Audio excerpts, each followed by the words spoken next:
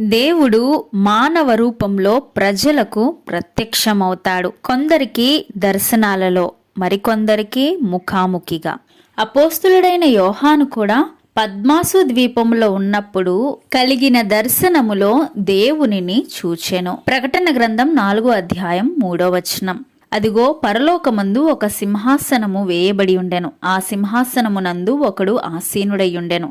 ఆసీనుడైన వాడు దృష్టికి సూర్యకాంతం పద్మరాగములను పోలినవాడు. మరకతము వలె ప్రకాశించు ఇంద్రధనస్సు సింహాసనమును ఆవరించి ఉండెను. అలాగునే 5వ అధ్యాయం 7వ వచనం.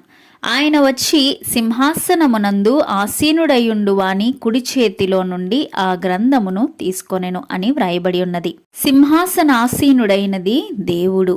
గ్రంథమును విప్పు అధికారము క్రీస్తు ప్రభువారికి తప్ప మరెవ్వరికిని లేదు.